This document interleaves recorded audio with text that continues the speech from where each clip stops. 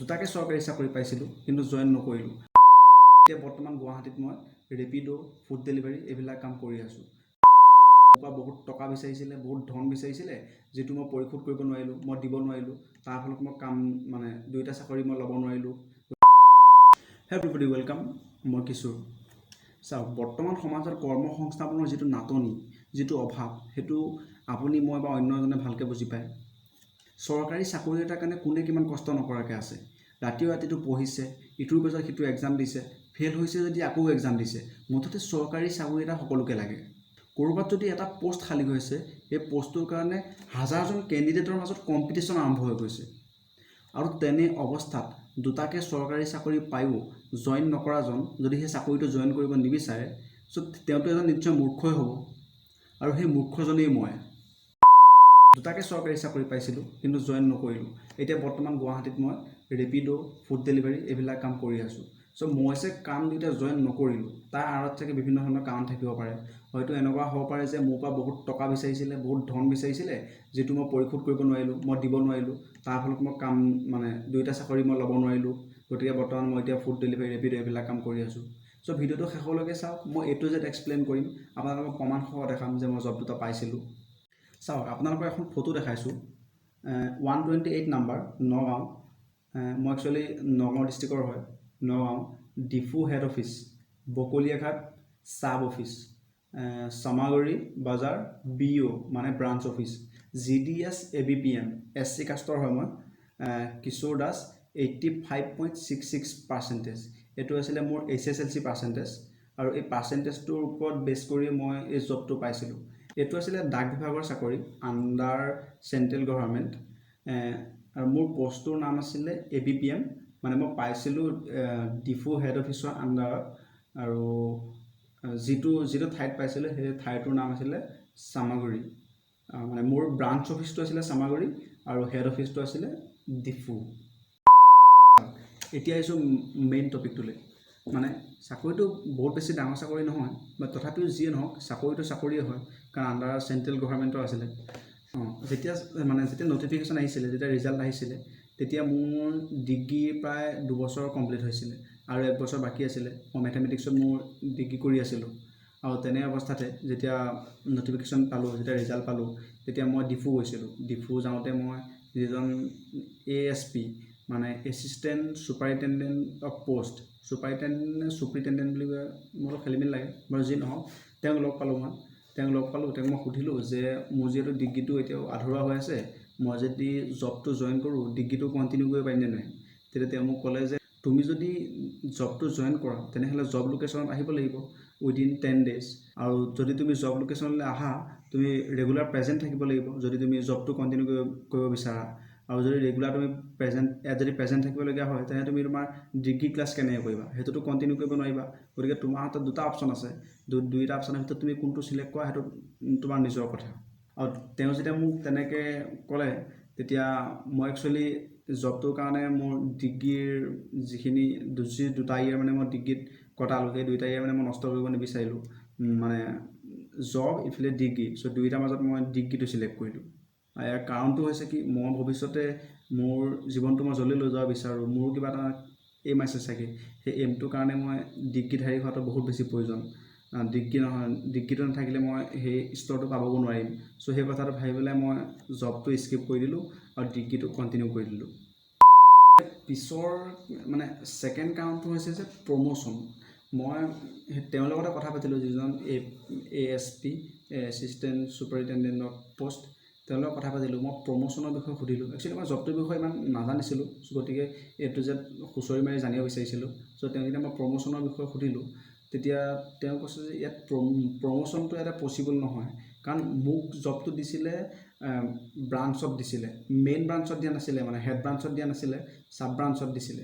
এতিয়া এটা এক্সাম্পল দিছোঁ, ধৰি লওক মই অংগনবাড়ী স্কুল এখনত টিচাৰ হিচাপে এটা জব পাইছোঁ, আৰু কোনোবা এজনে ধৰি লওক LP স্কুল এখনত টিচাৰ হিচাপে জব পাইছিলে।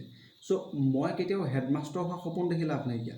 যিজন LP স্কুলত টিচাৰ হিচাপে গৈছে, তেওঁ সেইটো সপোন দেখিব পাৰে, তেওঁৰ লাইফত সেইটো পচিবল হ'বও পাৰে। কিন্তু মই অংগনবাড়ী স্কুলত সোমাই পেলাই মই যদি মানে হেডমাষ্টাৰ হোৱাৰ সপোন দেখোঁ, সেইটোতো পচিবলেই নহয়। ঠিক তেনেধৰণে মই চাব ব্ৰাঞ্চত গৈ পেলাই মই কেতিয়াও ওপৰ ৰেংকলৈ যাব নোৱাৰোঁ। কেতিয়াবা আপুনি এতিয়া ধৰি লওক চেণ্ট্ৰেলৰ আণ্ডাৰতে এই যিবিলাক মানে পিয়ন হয়, আমাৰ গাঁওবোৰে যিবিলাক চিঠি দি ফুৰে, তেওঁলোকোতো চেণ্ট্ৰেল গভৰ্ণমেণ্টৰ আণ্ডাৰতে হয়, কিন্তু তেওঁলোকৰ প্ৰমোশ্যন হোৱা দেখিছে নেকি? গোটেই লাইফ টাইমটো তেওঁলোকে সেইটো কামকে কৰি থাকে।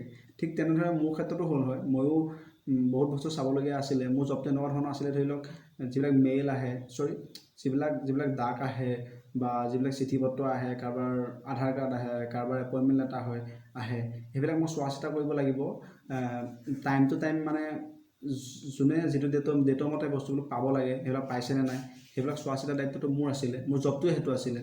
কিন্তু তাৰ পৰা মোক প্ৰমোশ্যন লৈ পেলাই কোনটো পদলৈ যোৱা পচিবল হয়? কি মোক এছিষ্টেণ্ট ছুপাৰিণ্টেণ্ডেণ্ট অফ পষ্ট বনাই দিব নেকি, নে SP বনাই দিব? কোনোটোতো পচিবল নহয়। চ' সেই কথাখিনি মানে মোক ASP জনে মানে বুজাই পঠিয়াইছিলে।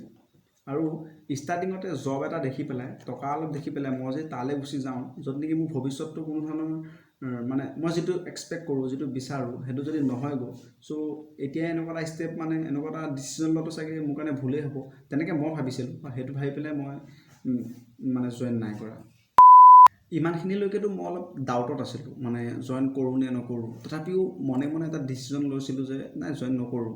কিন্তু ঘৰৰ মানুহৰো অলপ প্ৰেছাৰ আছিলে। ঘৰৰ মানুহে ভাবিছিলে যে চেণ্ট্ৰেলৰ চাকৰি যেতিয়া জইন কৰিব লাগে, কিয়নো জইন নকৰ? আৰু লাহে লাহে গাঁৱতো কিছুমান মানুহে গম পাইছিলে যে বোপাই চাকৰি এটা পাইছে কিন্তু জইন কৰিব বিচৰা নাইকিয়া।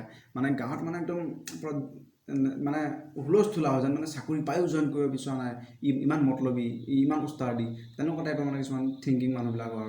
আৰু গাঁও বুলি ক'লেতো বুজি পায়েই আৰু, চাকৰিটোক আজিকালি সমাজত এনেকৈ একচেপ্ট কৰা হৈছে যেন চাকৰি থাকিলেহে পুৰুষ, চাকৰি নহ'লে সেইজন মানুহ কাপুৰুষ, এনেকুৱা ধৰণৰ পৰিৱেশ আজিকালি মানে গঢ় লৈছে সমাজত। আৰু যি নহওক, মই চব কথা মানে ডিচিশ্যনটো ভালকৈ ল'ব পৰা নাছিলোঁ। গতিকে SP জনক লগ কৰিব বিচাৰিলোঁ, যিজন মানে পষ্টৰ হেড হয়, ছুপাৰিণ্টেণ্ডেণ্ট অফ পোষ্ট। চ' তেওঁক লগ কৰিব বিচাৰিলোঁ মই। চ' তেওঁক ডাইৰেক্ট লগ কৰিব নোৱাৰি, মই এপইণ্টমেণ্টৰ দ্বাৰা মানে লগ পাইছোঁ তেওঁ। আৰু ওচৰলৈ মই গ'লোঁ। চ' তেওঁৰ লগত মই বহুতখিনি কথা পাতিলোঁ, প্ৰব্লেমখিনি শ্বেয়াৰ কৰিলোঁ। তাৰপিছত তেওঁৰ পৰা মই উপদেশটো বিচাৰিলোঁ। মানে তেওঁক মই এনেকৈ জাষ্ট এটা কুৱেশ্যন কৰিলোঁ যে আপুনি ধৰি লওক মোৰ দেউতা, আপুনি বিচাৰিবনে মই এইটো জইন কৰাটো? তেতিয়া তেওঁ মোক কৈছে, তোমাৰ ডিগ্ৰীটোক গুৰুত্ব দিয়া, তুমি এনেকুৱা অপশ্যন নল'বা। আজি মাহিলী 15,000 টকা এটাৰ কাৰণে তুমি তোমাৰ ডিগ্ৰীটো স্কিপ নকৰিবা। আজি তুমি ডিগ্ৰীধাৰী হোৱাৰ লগে লগে তুমি বহুত কিছুমান জবৰ কাৰণে অপৰচুনিটি পাবা। তুমি ভাল কিছুমান এক্সামৰ কাৰণে তুমি নিজকে প্ৰিপেয়াৰ কৰিব পাৰিবা। কিন্তু তুমি ডিগ্ৰীটো নহ'লে কিন্তু মানে বহুত তলতে ৰখি যাবা, তেতিয়া তুমি তলৰ লেভেলতে ভাবিবলগীয়া হ'ব। চ' তেনেকৈ তেওঁ মোক কথাবিলাক বুজাই দিলে। চ' ফাইনেলি গোটেই কথাখিনি মানে ইটো সিটো চাই চিতি পেলাই, চ' ঘৰতো অলপ কনভিন্স কৰি পেলাই মই মানে জবটো ফাইনেলি মানে জইন নকৰিলোঁ। এইবাৰ এটা পিকচাৰ দেখাইছোঁ, এইটো চাওক। এইটো দেখিছেনে? মই স্ক্ৰীনশ্বট মাৰি ৰাখিছোঁ, মানে ৰিজাল্টখনৰ SSC ৰিজাল্ট যেতিয়া আহিছিলে। এইটো ৰোল নাম্বাৰ চাওক, এইটো হাইলাইট কৰা হৈছে য়েল্ল' কালাৰ দি, 5105004197। এইটো মোৰ ৰোল নাম্বাৰ আছিল, কেটেগৰী 1ৰ। এইটো দেখিছেনে? কিশোৰ দাস। চ' মই SSC এক্সামটো ক্লিয়াৰ কৰিছিলোঁ। এই SSC জবটো এনেকুৱা নাছিল যে মই পাই গ'লোঁ। একচুৱেলি ফুল এণ্ড ফাইনেল নহয়, তাৰ এটা ষ্টেপ বাকী আছিলে। আৰু সেইটো ষ্টেপৰ কাৰণে মই যদি গ'লোঁ হয়, যদি পাছ কৰিলোঁ হয়, তেতিয়া তাৰ পাছতহে মই জইন কৰিব পাৰিলোঁ হয়। আৰু যদি গ'লোঁ হয়, হয়তো তাৰো কিবা এটা চান্স আছিলে, কিন্তু মই যাবই নিবিচাৰিলোঁ। ইয়াৰ কাৰণটো কি? প্ৰথম অৱস্থাত মানে মই আজিৰ পৰা দুবছৰ 2.5 বছৰ আগৰ কথা এইবিলাক।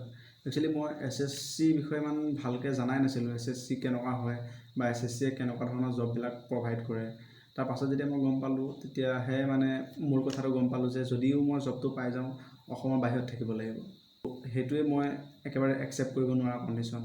মানে মই টকাৰ কাৰণে বা কৰ্মসূত্ৰে অসমৰ বাহিৰত থাকিব নিবিচাৰোঁ। মানে মা দেউতাৰ পৰা আঁতৰি থাকিব নিবিচাৰোঁ। মই ঘৰখন একমাত্ৰ ল'ৰা। কেতিয়াবা ক'ৰবাত ফুৰিবলৈ গৈছোঁ, সেইটো বাৰু বেলেগ কথা। কিন্তু কৰ্মসূত্ৰে মই সদায় মা দেউতাৰ ওচৰত থাকিব বিচাৰোঁ, মানে অসমত থাকিব বিচাৰোঁ। ধৰি লওক মা দেউতাৰ কিবা এটা প্ৰয়োজন হৈছে, ঘপককৈ যাতে মই আহিব পাৰোঁ, তেনেকুৱা এটা কণ্ডিশ্যনত, যাতে মানে তেনেকুৱা এটা এনভাইৰমেণ্টত, তেনেকুৱা এটা মানে কভাৰ এৰিয়াটোত মই থাকিব বিচাৰোঁ। এনেকুৱা যদি বোলে কণ্ডিশ্যন হৈছে, আপোনাৰ বয়স পাৰ হৈ গ'ল, এতিয়া আপুনি য'তে ত'তে যিকোনো কাম পোৱাটো পচিবল নহয়, গতিকে আপুনি পাইছে যদি চান্সতে গুচি যাওক, অসমৰ বাহিৰত হ'লেও যিয়ে নহওক টকা ইনকাম কৰিব পাৰিব। কিন্তু মোৰ ক্ষেত্ৰত তেনেকুৱা নাছিলে, মইতো সৰু হৈ আছোঁ, জাষ্ট মোৰ মানে যিখিনি মানে ষ্ট্ৰাগল সেইবিলাকতো ষ্টাৰ্ট হৈছেহে এতিয়া। গতিকে এনেকুৱা এটা অৱস্থাতে মই এনেকুৱা ডিচিশ্যন ল'ব নিবিচাৰিলোঁ, হয়তো আগলৈও অপৰচুনিটিবিলাক পাম। চ' সেই কথা ভাবি পেলাই মই মানে SSC-টো ইমান মানে গুৰুত্ব নিদিলোঁ। অন্যথা ময়ো যদি বহুত ডাঙৰ হ'লোঁ হয়, বোলে এইটোৱে মোৰ লাষ্ট পৰ্যায় আৰু মই পাছত যিকোনো এক্সাম এটেম্প কৰিব নোৱাৰিম, তেতিয়া হয়তো ময়ো যাবলৈ বাধ্য হৈ গ'লোঁ হয়। আৰু মই ভাবোঁ মানে চাওক, আপুনি যদি লওক অসমৰ বাহিৰত থাকি পেলাই 40,000 টকা ঘটিছে আৰু অসমতে থাকি পেলাই আপুনি 30,000 টকা ঘটিছে, তাত একো বেয়া নহয়। অন্ততঃ আপুনি নিজৰ পৰিয়াল, মা দেউতা, ঘৈণী, সন্তান সিহঁতৰ লগত থাকিব পাৰিব। সেইখন এখন বেলেগ পৃথিৱী ন, যিখন পৃথিৱীৰ চবতছে বেছি প্ৰয়োজন টকাৰ কাৰণে, সেইখন পৃথিৱী এৰি পেলাই যদি আপুনি বাহিৰত থাকে, চ' নাজানো আপোনালোকে কি ভাবে, কিন্তু মোৰ দ্বাৰা সেইটো কেতিয়াও একচেপ্টেবল নহয় মানে। ষ্টাৰ্টিঙৰ পৰা এণ্ডলৈকে মই আপোনালোকক গোটেইখিনি কথা জনাই দিলোঁ, মই কিয় জব দুইটা একচেপ্ট কৰিব পৰা নাছিলোঁ। আৰু মোৰ চিন্তাধাৰাটো মই আপোনালোকৰ লগত শ্বেয়াৰ কৰিলোঁ যে মই টকাৰ কাৰণে এনেকৈ বাহিৰত যাব নিবিচাৰোঁ, অন্ততঃ কম টকা হ'লেও মই ফেমিলিৰ লগত থাকিব বিচাৰোঁ। চ' এণ্টায়াৰ ভিডিঅ'টো ষ্টাৰ্টিঙৰ পৰা এণ্ডলৈকে যদি কিবা ভুল হ'ল বা কিবা ক'ব নলগা কিবা ক'লোঁ, তাৰ কাৰণে চৰি। মই যিটো ভাবোঁ ভৱিষ্যতে সেইটো প্ৰকাশ কৰি পেলাইতো মই জব দুটা মানে স্কিপ কৰি দিলোঁ। চ' এইটো মই ভুলেই কৰিলোঁ নেকি, সেইটো মানে কমেণ্টত আপোনালোকে জনাব। আৰু ভিডিঅ'টো ইমানলৈকে চাইছে যেতিয়া তাৰ কাৰণে বহুত বহুত থেংক ইউ। আপোনাৰ দিনটো যাতে শুভ হওক।